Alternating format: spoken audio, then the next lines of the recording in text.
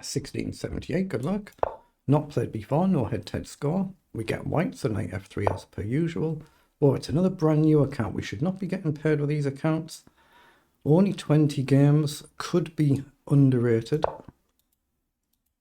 Slightly unusual opening for this rating level.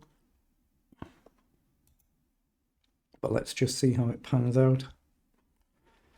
Yeah, I've got, what, an 8-year-old account. I shouldn't be getting paired with somebody that's got a 1-week-old account. Period. Should never happen. But that's up to the platform. I normally do this structure, but I think I'll just keep it conventional this game. Bishop out somewhere. Oh, that's an actual pawn. Is there a trick here that I'm not aware of? Because that's just a free pawn. What's he done that for? If I take and bishop up, I just take, right? I might be missing something. It might be something, a nice opening tactical shot that I'm just not familiar with, but just feels like a free pawn. Could have been a mouse up. You might have meant to play e6 instead of e5, but you do get gambits like this. Mainly in the bullet chess rather than the slow rapid, but... Takes, so I think we just want to take with a bishop. If we take with a pawn, it advances a pawn, but I don't see what benefit you get, and it does give black space, so I'm going to take with a bishop. If bishop up, we can actually just take a pawn, I guess. So maybe just knight up first. We'll play pawn up and get our bishop. We could still do this idea, bring the knight across and go for our normal structure that we normally aim for. So we could still do that. That's the type of structure I'm most familiar with. But it's good sometimes just to mix it up and play different styles. So, what do I want to do? I think e3 is a good principal move. I'm just going to play e3 here. I could still do this, but I can just develop in castle and maybe bring the knight across. So he's played bishop up. That's actually a blunder as well, because we can take the knight and demand a bishop. You'll see this in puzzles. So we take and you take, we take here, and if you take, we take the bishop. So that's actually a blunder. We can just take the knight there. It's what you do all your puzzles for. So it's a common little tactic there. So we both get our queens under attack. If he takes our bishop, we take his bishop, and we've gained a free piece.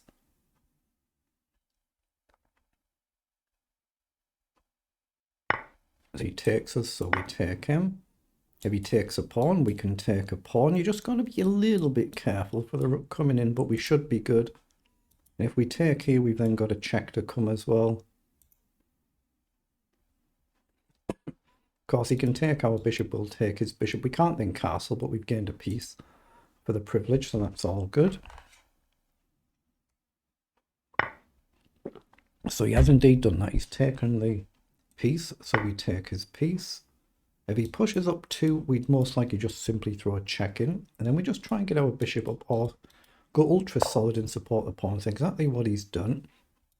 So we just want to get our pieces into place, so we can develop the bishop with a check. So we can go ultra solid and just support this. We could take the pawn. We could play a move like king up, getting the rook up. We can play the knight up. Lots of options. I'm just debating, if he takes here, do I want to take this way or this way? Does it matter? I like the idea of going here. My bishop's not getting trapped if he attacks the bishop. If he takes, I can take this way. I can clog it up with the knight. I can get my rooks active. Keep the centre closed, and it just feels safer. But now we'll get our knight up.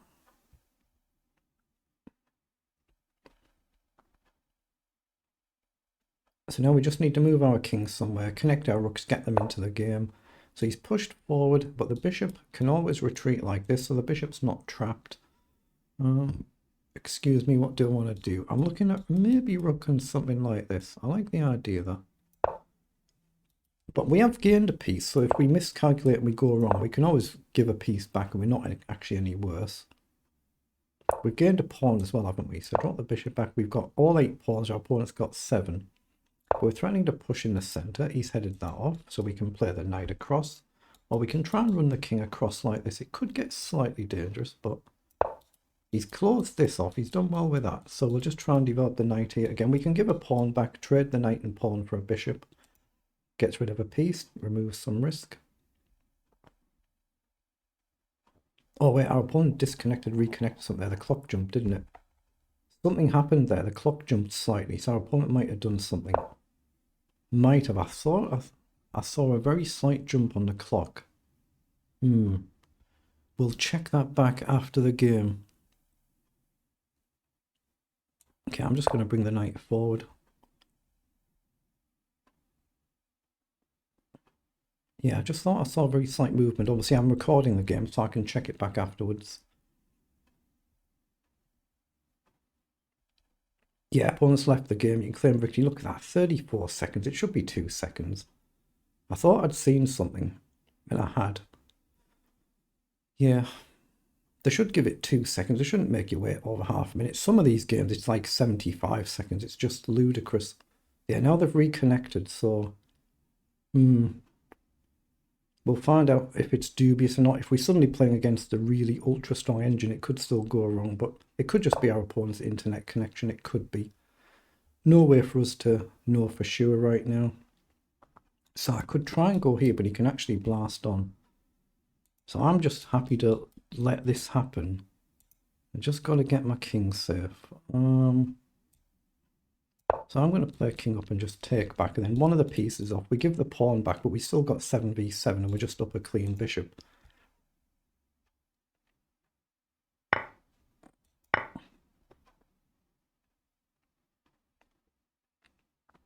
Yeah, I'm just keeping an eye on it now, just because our opponent's disconnected. It is a new account.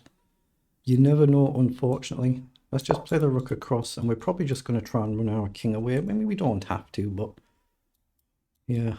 Apart from that early blunder, our opponent's actually playing fundamentally very well, so it's a little bit concerning right now. But let's just see. 23 games all is, oh, and in blitz as well. And that's chess 960, isn't it? Just 8 games. So we can play a rook up and go ultra solid here and try and double up. And I think that just seems like a really good common sense move. So let's do that. Try and put pressure on. He might be trying to create a pawn push.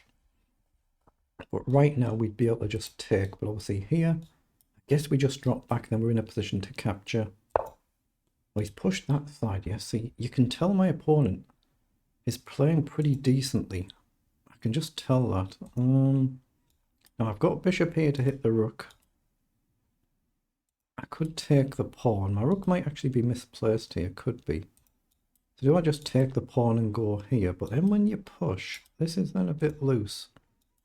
If we allow takes, we still got to get to this. I don't actually see how. I can throw a check in here. But then this is weak, but at least my king can come forward. Bishop here, the rook has to move. It might actually be better just to take. I'm just going to take the pawn and go here. But he's playing fundamentally some very advanced moves, very advanced. I've got to get this rook into the game somewhere. Maybe if he pushes, we can try and go here and clamp it. Clamp a passed pawn. So my king could actually be useful being relatively centered. Yeah, he's played that to line this up. See, these moves are really good moves, really good. But here I take with check, and then I lose my rook, so that can't happen. So I'm going to double the rooks up. So now here, at least I've got the option to take, and then I can run.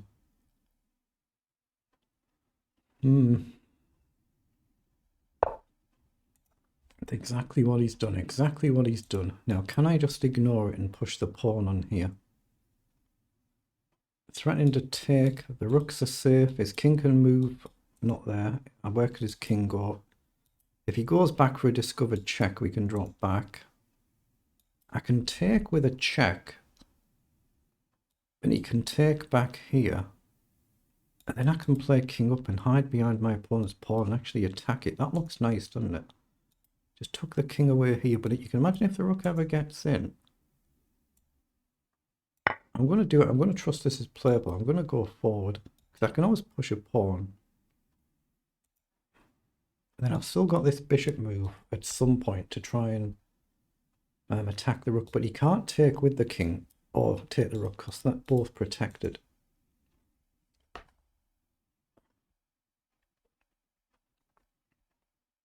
So I'm intending, if he takes, just to go here. I don't know what else he's looking at, actually, why he hasn't taken. Okay, let's go here, just simply threatening to win a pawn. But if we can throw the bishop in and the rook comes forward, we could maybe trade a rook, but this is still dangerous. If the rook came forward, we can maybe just grab this pawn as well, if we get this move in. If down now, I'm intending to push on and then try and play here. But there's still a little bit of risk with these, a bit of risk. He's gone across to guard. So now we can't take there because the rook's still protected. So what can we do? Maybe I go here. Take with a bishop. But if he comes down and I go here, he can just come down, right? And that's no good at all.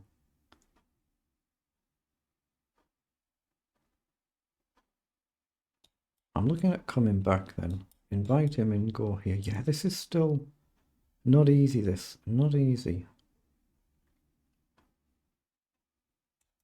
I'm just going to play a move just because I'm burning time. Yeah, I'll do a careful check of this one after the game is finished, but I always do that off camera.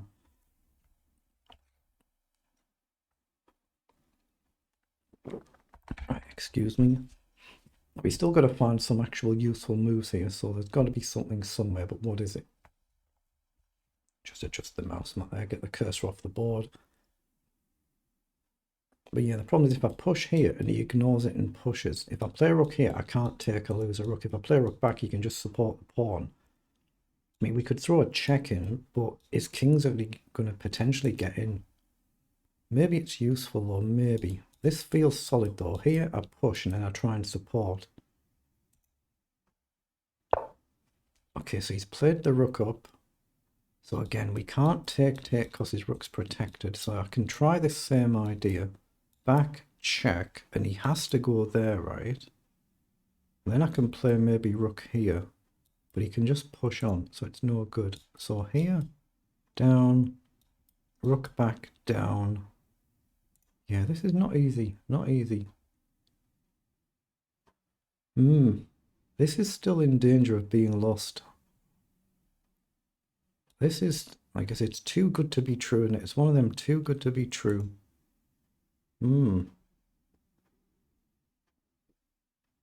I just try and push then, or bishop here?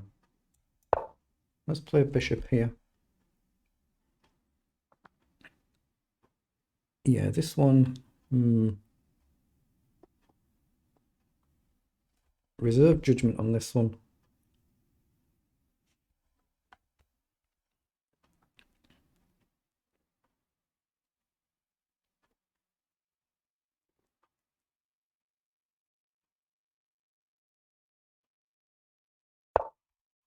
Okay, rook forward, so we could just come back and hit that rook.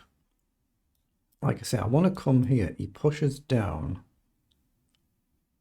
I don't see any way to attack this pawn though. Here, he just comes down. Back, he pushes. Check. Say he comes across here. Don't like the look of that. Gives him a passed pawn. Here. Take. Let's do it. Let's push our pawn. That might actually, if he takes and takes, we are then threatening to win this pawn. So we are actually threatening to take now. And if he takes, we take here. We can go here and keep the file closed. But there is an actual threat there now.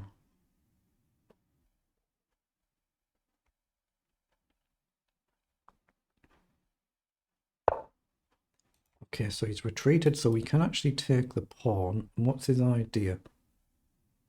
He's got rook across or rook across. We can just take another pawn, right? Okay, let's take it.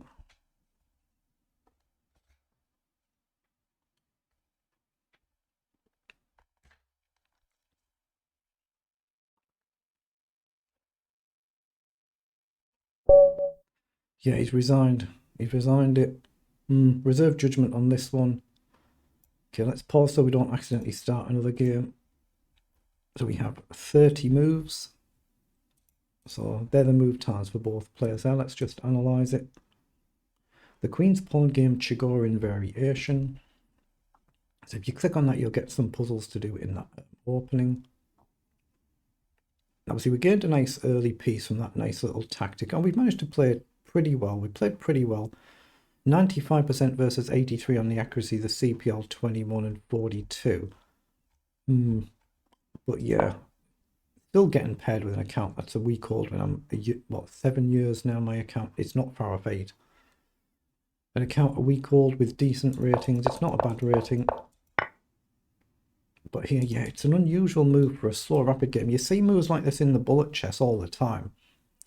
For a slow rapid game, a bit unusual. And then we just get this basic simple tactic. If you do your puzzles, you'll see this all the time. So we win the piece, but apart from that, he's played really well, and I knew he was playing well, found lots of good moves. Look at it. Every single move he's found, nothing has been flagged. We've managed to deal with it, but nothing whatsoever has been flagged for the whole rest of the game. Best moves from then onwards, look at it. And I could tell this was happening. I could tell he was playing really well. We gave the pawn back to get a piece off the board. But at least I managed to play well enough. But yeah, I'll reserve judgment on this one. Obviously, fair play issues are up to the platform that you're playing on. This is played on lichess, so it's up to them to determine fair play issues for all the games on their platform. But at least we managed to convert in the end, so very good.